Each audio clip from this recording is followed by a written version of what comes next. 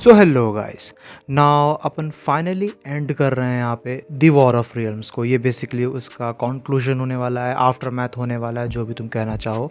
सो या now this opens up by telling us how the war has ended and all. हमें पता है कि किस तरीके से मैलेकिथ को डिफीट किया जा चुका है। मैलेकिथ बेसिकली मर चुका है, मिडगार्ड को बचाया जा चुका है। बट इन सब के बीच में हमें कह सकते हो कि एक काफ़ी बड़ा रिवील जानने को मिला था लास्ट पार्ट में। एक काफ़ी बड़ा चेंज हमें देखने को मिला था। Yup, I am talking about how Odin basically back off from the throne, और अब थॉर को बेसिकली ओडिन एसगार्ड की गद्दी का कह सकते हो कि सही वारिस साबित कर चुका है। वो अब एसगार्ड के का नया रूलर थॉर को बना चुका है। But of course Thor wasn't expecting this. Deep down basically Thor ये जानता है कि ये दिन आएगा, but he is not mentally prepared, जिसकी वजह से वो सिंपली म्योनिर को कह सकते हो कि ग्राउंड पे स्ट्राइक करता है और वहाँ से निकल जाता है। और इसी बीच हमें ये भी देखने को मिलता है कि किस तरीके से जो वॉर हैमर था वो बेसिकली ब्रेक हो के अब जेन फॉस्टर का ही एक पार्ट बन चुका है। तुम लोग को ज़्यादा सोचने की ज़रूरत नहीं है। दिस बेसिकली मीन्स कि जेन फॉस्टर अब एक वैल्करी बन चुकी है, वो वैल्करी में ट्रांसफॉर्म हो सकती है। सो दैट्स क्वाइट कूल। इसी बीच जो ओल्ड किंग रहता है, जो ओल्ड किंग थॉर रहता है, वो ओडिन के पास आता है और उसे बताता है कि किस तरीके से ओडिन को थॉर के रिजेक्शन को ज़्यादा सीरियसली नहीं लेना चाहिए, क्योंकि अभी अभी जंग ख़त्म हुई है। And Odin's like who the hell are you. So that's quite funny. After all that Freya का करती है कि वो बेसिकली जहाँ लॉफी की डेड बॉडी पड़ी रहती है वहाँ पहुँचती है, और उसे देखने के बाद बॉल्डर बेसिकली फ्रेया को बताता है लोकी जिंदा है। लोफी ने कैस्केट ऑफ एंशिएंट विंटर को निगल लिया था, जिसके बाद वो इंटायर मिडगार्ड को जमा सकता था, बट लोकी ने हम सभी को बचा लिया। ऑन विच फ्रेया सेज, कहाँ है वो, कहाँ है मेरा बेटा। And then we switch to Jotunheim, जहाँ हमें देखने को मिलता है Loki. And of course since वो अपने ब्लड फादर को डिफीट कर चुका है, वो लॉफी को जान से मार चुका है, तो अब वो लॉफी की जगह लेने वाला है, जिसका मतलब ये निकल के आता है कि अब लोकी बेसिकली फ्रॉस्ट जायंट्स को लीड करेगा, और वो अब योतमहाइम का न्यू रूलर बन चुका है, न्यू किंग बन चुका है। सो दैट्स क्वाइट समथिंग। जिसके बाद अपन स्विच करते हैं निफलहाइम पे, which is the land of the dead in the Norse mythology. और वहाँ हमें देखने को मिलता है, उस रियल में हमें देखने को मिलता है कि मैलेकिथ वहाँ पहुँचता है, बिकॉज ऑफ कोर्स मैलेकिथ जैसा कि हमें पता ही है कि अब मर चुका है। नाउ यहाँ पे एक चीज़ निकल के आती है कि निफलहाइम और जो बाइबलिक हेल है वो दो डिफरेंट रियल्म्स निकल के आते हैं। Niflheim is the hell for the Norse mythology and it is part of the 10 realms. But चीज़ यहाँ पे निकल के आती है कि हेल को मार्वल कॉमिक्स के अंदर, बाइबलिक हेल को मार्वल कॉमिक्स के अंदर एक ऐसे प्लेस की तरह डिपिक्ट किया जाता है which is full of suffering and fire. Meanwhile Niflheim is something where people who believes in Norse mythology would go to, and वहाँ जाके वो फिर अपनी डेस्टिनी को पूरा करते हैं, भले वो सफरिंग से रिलेटेड हो या किसी और चीज़ से रिलेटेड। और इन सब के बाद हमें देखने को मिलता है कि मैलेकिथ बेसिकली विटनेस करता है अपने यंगर सेल्फ को, जो डेड बॉडीज़ को कैरी कर रहा रहता है, दफना रहा होता है फॉर अ लॉन्ग टाइम। और चीज़ यहाँ पे ये निकल के आती है, जो इंटरेस्टिंग पार्ट है वो ये निकल के आता है कि मैलेकिथ अपने यंगर सेल्फ को, इस यंगर सेल्फ को खुद का ट्रू सेल्फ बताता है। चीज़ यहाँ पे ये निकल के आती है कि जो मैलेकिथ है जब वो यंग था तब he was far from what he has become, because जो यंग मैलेकिथ है, जो उसका यंगर सेल्फ है, उसे कोई भी आइडिया नहीं है कि वो आगे चल के कितनी सारी सफरिंग्स को लेके आने वाला है, किस तरीके से वो वार्तालाप को चेंज करने वाला है।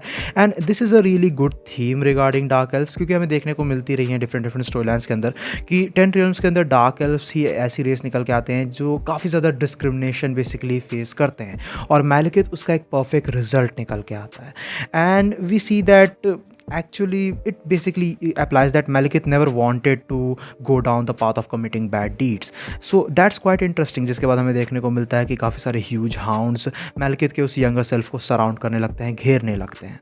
जिसके बाद अपन स्विच करते हैं एसगार्ड पे, जहाँ थॉर करेंटली मौजूद है, जो भाग के बेसिकली ओडिन के पास से अब एसगार्ड आ चुका है, और वो बेसिकली काफ़ी हमें कन्फ्लिक्टेड देखने को मिला है, because Thor is not confident enough to take over the throne. Obviously उसके साथ काफ़ी सारी चीज़ें हुई हैं। म्योनिर अभी जस्ट उसे वापस मिला है, वो काफ़ी टाइम से अनवर्दी था, उसने काफ़ी सारी चीज़ें देखी हैं, और इन सब के बीच में वो बेसिकली म्योनिर के अंदर एक डिफरेंस को फील कर सकता है, एक चेंज को फील कर सकता है, और ये सभी चीज़ें उसे डेफिनेटली डराती हैं कि वो किस तरीके से एसगार्ड को लीड करेगा इस हालत में। तभी वहाँ यंग थॉर और ओल्ड किंग थॉर भी पहुँचते हैं, और वो बेसिकली थॉर को खुद की एडवाइस देने की कोशिश करते हैं, but as obviously expected young Thor और ओल्ड किंग थॉर आपस में ही आर्ग्यू करने लगते हैं, जिस पे अपना थॉर कहता है this is int about either of you, ये मेरे बारे में, और मैं कभी भी इस रियल्म को, इन सारे रियल्म्स को अबैंडन नहीं करूँगा, but there is still something that is missing, and that's true, because Thor काफ़ी ज़्यादा इन सभी चीज़ों चीज़ों को लेके सीरियस है। He might not look like that but he is actually pretty confident in himself, but after everything that has happened Thor उस confidence को कहीं ना कहीं खो चुका है। जिन सब के बाद वहाँ ओडिन और फ्रेया पहुँचते हैं एसगार्ड पे और ओडिन कहता है मुझे पता है तुम्हें किस चीज़ की ज़रूरत है थंडर गॉड।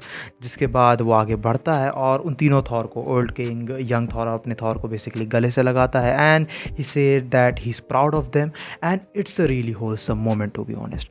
जिसके बाद अपन स्विच करते हैं नेफलहाइम में, जहाँ हमें देखने को मिलता है कि मैलकिथ को बांध के रखा गया है और बेसिकली वो चिल्ला रहा होता है and he is suppose to suffer possibly for eternity.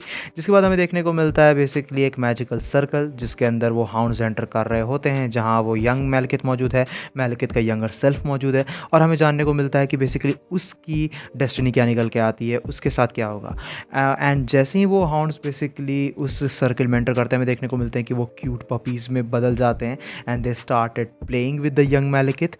So that was really wholesome. तो चीज़ यहाँ पे ये निकल के आती है कि जो मैलकिथ का यंगर सेल्फ था, जो कह सकते हो कि उन सारे बैड डीड से काफ़ी ज़्यादा दूर था, उसे वैसी लाइफ मिली जैसी लाइफ वो चाहता था।